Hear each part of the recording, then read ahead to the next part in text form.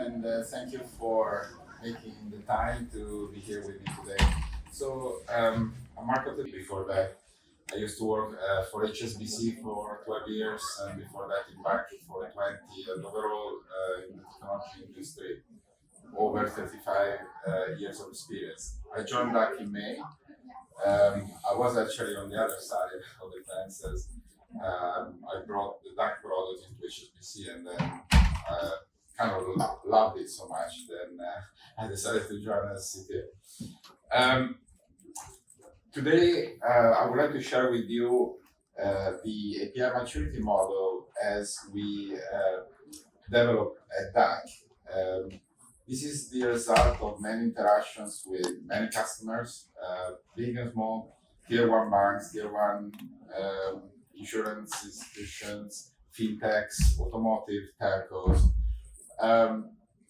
And one thing that we realize with all our customers is that when we go and talk to them, they say, yeah, we know that you offer, different capabilities from gateway from the portals to marketplaces to sandboxes, but we actually don't really know where we are. We don't know what we need.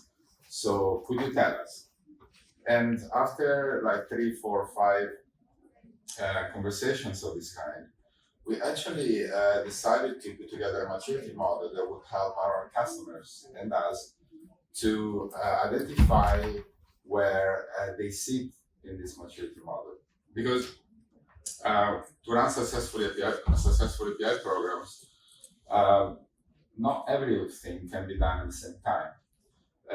Like following agile mindset, one needs to learn how to walk before they can run. So when in general one looks at the API ecosystem and what does it mean to have a successful API program, there are typically 4 or 5 challenges that organizations deal with as the time goes by.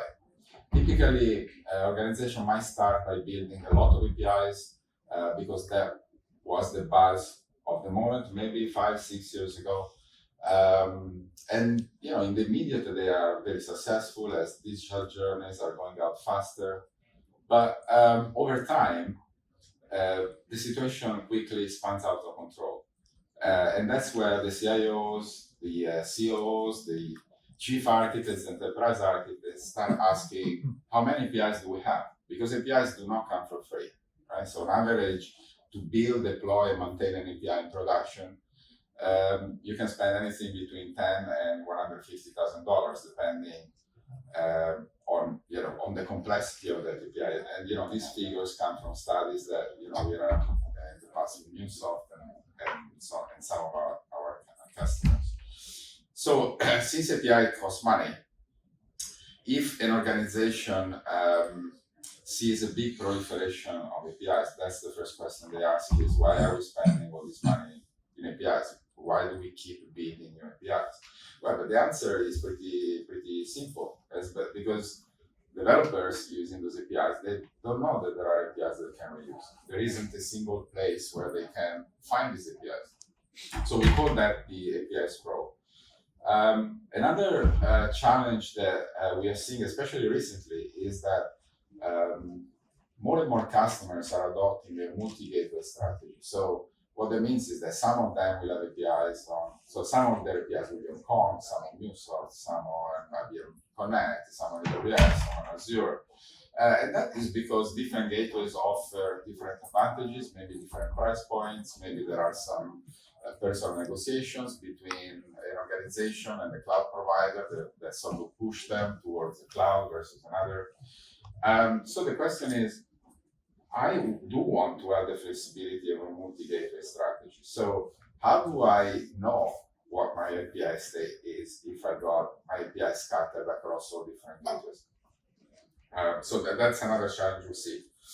At a certain point, as we will see in the maturity level, there is a point where there must be a cultural mindset shift in an organization. That is, okay, we had endpoints running on a familiar or friendly protocol, accepting friendly data and returning friendly data, to we now have products So we have something where we can externalize at the core of our business, and we can increase our revenues beyond traditional model and revenue channels. And that's where generally the business starts getting interested.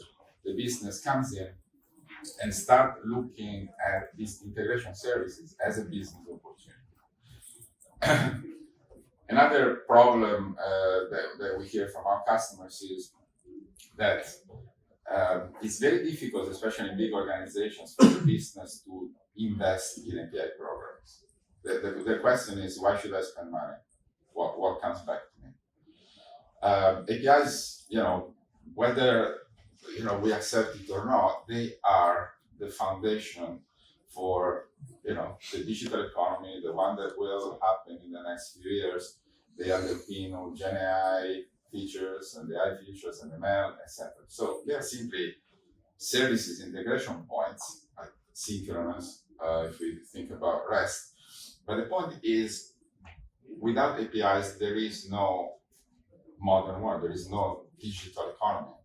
Today, every one of you woke up, I'm sure you used your phone, at least you use one API, whether it was Facebook or LinkedIn or Twitter, all these applications, everything we do day to day, from our fridge, etc.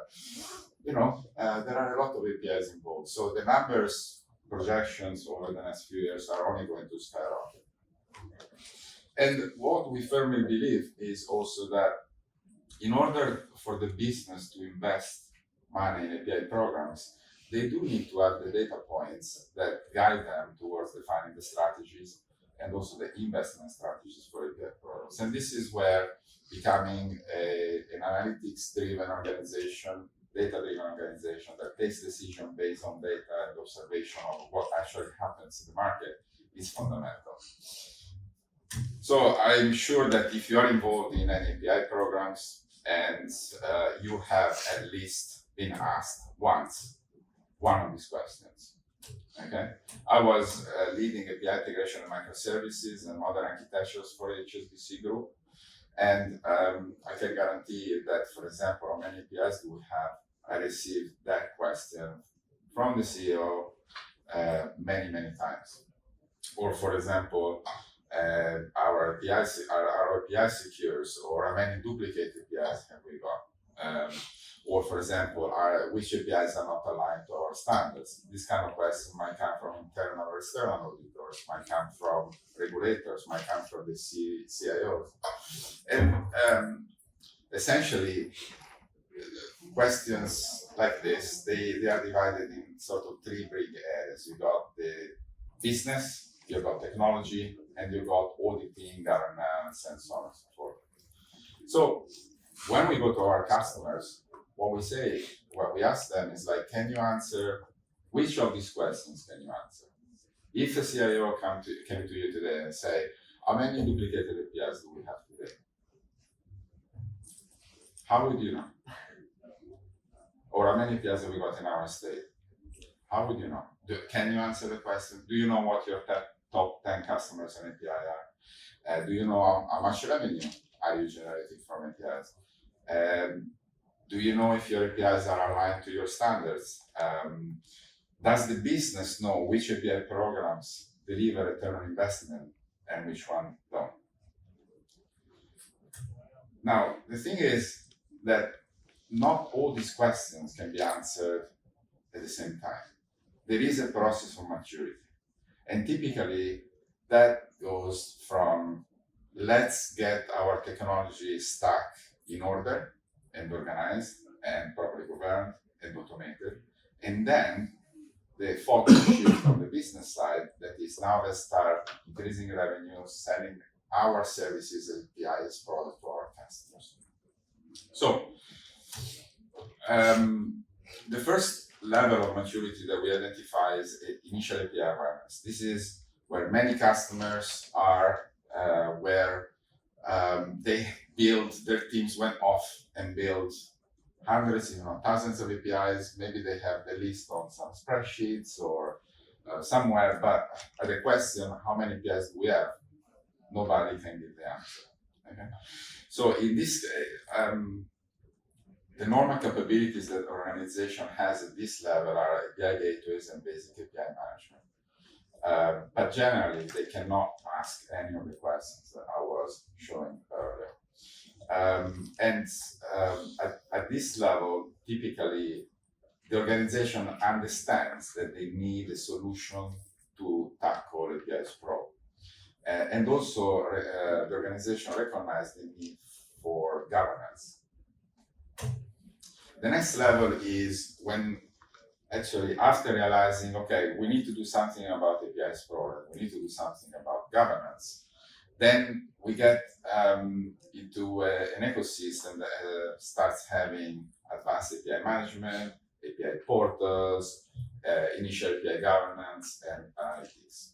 And by initial API ops analytics, what I mean is simply to know how many APIs do you have, who invokes them, who owns them, where are they running, which gateway, what functional domain they fulfill, what logical data domain they fulfill, and so on and so forth. So at this level, if an organization puts in place those capabilities, typically they can answer how many APIs do we have and what are our most popular APIs and what are the least popular. And if they have exposed their governance in a way that it can be automated, then typically they can also answer which APIs are not aligned to our standards. The next level is when technology is in good shape. So at the end of reaching level 3, technology has control over API sprawl, has API automated governance, has a mature and solid list of API analytics that give technology the KPIs and the data that they require to take the necessary actions. They got their state under control. And at this level, typically you would want a modern API gateways that, for example, allows to retrieve analytics, API as a service, behavior as a service, comprehensive API management, advanced API ops analytics, and then multiple digital content types. And at this level, typically, organization can answer, in addition to the questions we've seen earlier, things like how many duplicated APIs do we have? I'm sure that if you are or have been involved in an API program, you probably have heard your CIO mentioning this at least once. Yeah, we need to reduce duplication. We need to increase reuse. Why? It's because it's about cost and time to market. Every organization wants to avoid the situation where they have 20 APIs all pretty much expressing the same concepts, maybe just in slightly different ways, because that is, to the very minimum, is $200,000. If we're thinking about 10,000 APIs, $10,000 per API. It can get much worse. And then all that duplication creates noise. When developers need to choose an API, which one do they choose? Whereas instead, if it's clear that there is one API that has to do with customer accounts, one that has to do with products, one that has to do with FX rates, then the reuse and the time to market of using those well-known APIs or products increases exponentially. At this point, between level 3 and level 4, this is where the shift happens between technical maturity levels and business maturity levels. This is when, since technology now is in order, now the business steps in, and the business is asked to invest money. So the first question they normally ask is, why should I invest this money? What do I get back? And what is the strategy? Right? If there are different API programs, should I invest in program A or program B or program C? So this is when the business starts looking at the need for API monetization. So the capabilities here are around monetization tools, is about a full set of analytics that cover web traffic, user behavior, sandbox analytics, and also business analytics in terms of revenues and so on and so forth. And at this level, typically we can see towards the bottom of the list of questions that organizations are able to answer how much money we're making, what are our top 10 customers, and how is the usage of some boxes driving the conversion to production subscriptions. Finally, what we see as the highest level of maturity is when an organization has got a mature set of analytics that covers anything from API ops to business analytics. And it drives the decision. The strategy is driven by data, the investments are driven by data. And this is, of course, not easy to get to because having a well-rounded set of analytics is quite challenging, but it's possible. And at this point, you can see that the last line, even if it's last, is probably one of the most important lines in sort of the entire maturity journey, because ultimately an API program will only be successful if there is the right level of investment from executives in that API program. And the business will invest only if they see the opportunity to make money, unless they have to cover a regulatory requirement, let's say with open banking. So in terms of the progression through maturity levels, as you can see, on the left side is more on the technology, is more technology focused, and on the right side is more business focused. As I said, there is this switch around between 3 and 4 from technology to business. But what enables that switch is analytics. Also, in this progression towards the maturity levels, APIs are under control and are standardized. The governance is automated via integration points with the organization systems. There is a clear set of data points that drive the business to decide whether to invest or not, and if they are investing, where to invest or divest. And this also allows to validate experiments pretty quickly, because data can tell you pretty quickly whether an idea is working or not by measuring, for example, a user's response to a new feature introduced with A/B testing. So I'll leave you here as in this is the end of my speech, but I'm open for questions. And in the appendix, we share a couple of infographics with you that effectively summarize a bit what I said in terms of the maturity levels and the problems that are solved at that level, and also the maturity levels versus the questions that normally are answered at that particular level. This, I'm sure, will be shared with you by the Apidays organization. I would like to thank you very much, and I'm open for questions.